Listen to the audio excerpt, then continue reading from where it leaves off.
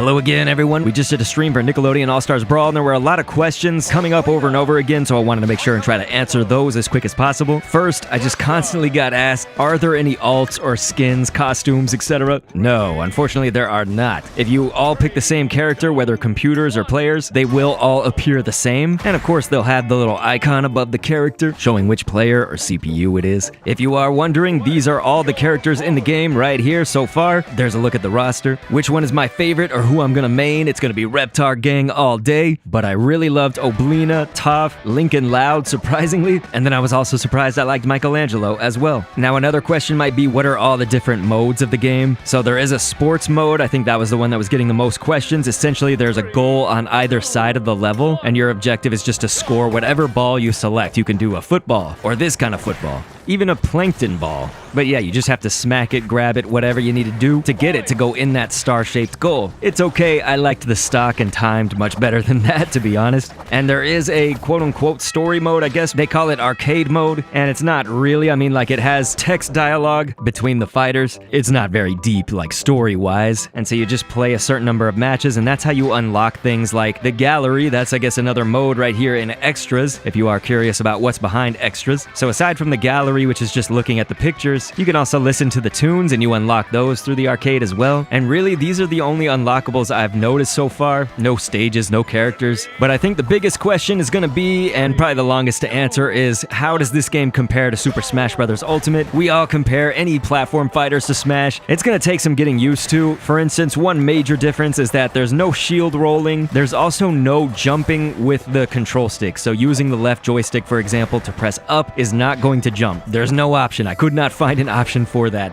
These are your controls right here, actually. You can see that. And so your smash attacks are actually a face button. I had mine as Y. You can use the right joystick, though, to do your smash attacks, so that's a positive. But my jump was X. I'm playing on Switch, by the way. You can equate it, though, to any of the other platforms. But having A as the basic attack, B as the special kind of makes sense. It actually seemed like a disadvantage at first to have my smash attacks on a face button, you know, separate from my basic attacks. Like, what if I just want to hard press the joystick in one direction while pressing A? You know, shouldn't that do a smash? It seemed bad at first, but it was actually great because I was able to chain combos together really quickly. And that's one thing about this game, is the pacing of the game is amazing. It's really fast, and so the moves can actually chain together into combos in a really fluid way. And dare I say it, the grabs as well as the projectiles were actually better, I think, in this game than in Smash Brothers. I mean, the grabs happen in an instant if you want them to. Like, if you just press, for instance, for me it was R, your grab button, and release immediately, like, you throw that character so fast, you can already be into some other moves really quickly. And a lot of the times for Smash Brothers, certain animations move slower than others, we know that, and certain ones move quicker. But sometimes chaining together moves took a little bit more time and took a little bit more practice and finesse, whereas this game, I feel like it just moves so quickly. And someone like me who kind of deals with hand pain and trauma, you can actually chain those together super fast. It's nice. Aside from that, if you want to drop down below a platform, this is kind of clunky, but you have to hold down and then press your jump button. So that's going to be in the negatives category. I don't like that you can't shield roll. I don't like that you can't jump with the joystick, but that's pretty much it based on how it's going to compare to Smash Brothers. The gameplay is good, you guys. Now, here's kind of a last note about Smash and this game, is that we are kind of spoiled, and in a good way, by Smash Ultimate, right? We have so many stages, we have so many characters and DLC and all this stuff that this game, Nickelodeon All-Star Brawl, it does feel a bit bare bones when you try to compare the two. And so the good news is the game is on sale right now. I guess a last question would be, is it worth it? In my opinion, yes. If you can try this game at least on sale, definitely do so. I had a lot of fun with it, and it's gonna bring nostalgia to anybody, or just people who like some of the more modern or current Nicktoons like Avatar and stuff. You know, I didn't grow up with that. I'm an old fogey. But it's definitely gonna be probably leaving you wanting more characters eventually, you know, after you play it enough, more stages and things. So for the price that it's at now with the discount, I say that that's good. At the time of this recording, of course, someone could find this video in the future and be like, wait, what? Because it's gonna be full price later on. And so it may not be the full-on $60, but I think it's gonna be $50 when it's full price, and then tax, of course. At a bit over $50, I don't know that I would say the level of content is right, but the gameplay definitely is good. So what I mean is, there should be more content if it's gonna be a little over $50, but at the like $40 that it's at for the pricing right now, I think on the discount, that's a sweeter deal. I think kind of makes up for it, and of course, I think they did confirm that there was DLC coming, maybe patches and things, so there are certain things that probably need to be patched up, but it's not too much, man. Yes, it doesn't have the voice acting. I think they said they were going to put that in too, so that'll make it more of a complete game, a complete package here. So hopefully that answers all of your questions, but just please consider all the things that I've said up until this point. And if you are curious, we do have matches and stuff on this channel, so feel free to check those out, and thanks for viewing.